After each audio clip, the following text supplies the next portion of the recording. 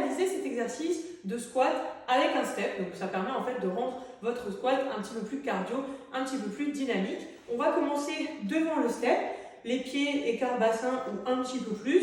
L'important c'est que vous soyez à l'aise pour pouvoir descendre ici dans votre position de squat sans que vous vous sentiez coincé au niveau des hanches.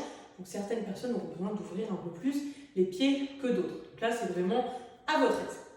Donc on commence déjà, on fait son squat, on descend, on pousse les fesses vers l'arrière, le dos reste bien droit, on fait attention de ne pas arrondir ici son dos, on essaye de garder la colonne bien droite, on fléchit les genoux bien sûr, on descend donc le plus bas possible entre guillemets sans que le dos vienne s'arrondir.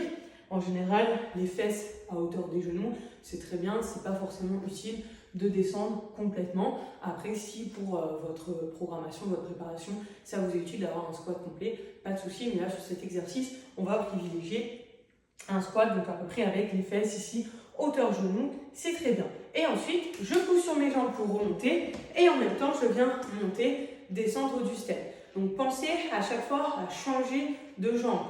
Par exemple, ici, je descends, je viens monter droite, gauche, je redescends. Et après, je recommence, je fais mon squat et je viens monter gauche, droite. Ça me permet d'alterner les jambes à chaque fois. Après, si vous avez un certain nombre de répétitions à faire ou si c'est au chrono, vous pouvez faire 30 secondes tout sur la même jambe, 30 secondes sur l'autre jambe. Ça évite de penser à chaque fois, par exemple, à changer de jambe. Vous faites 5 répétitions avec la jambe droite qui monte en premier, puis 5 répétitions avec la jambe gauche. Voilà, ça, ce sera de toute façon précisé dans votre programme. Si vous avez un temps, c'est bien d'alterner les jambes à chaque fois si vous arrivez à vous en souvenir.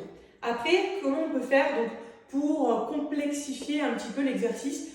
Si on veut le rendre plus facile, on va faire le squat et on va monter les pieds en entier sur le step et bien à plat. Du coup, ça permet que l'exercice soit moins traumatisant, par exemple pour les mollets, ou que ça soit un petit peu moins cardio. Du coup, on va faire le mouvement plus doucement. Je monte, je descends. Si on veut que ça soit plus dynamique, on va faire comme si on voulait trottiner en fait sur son step.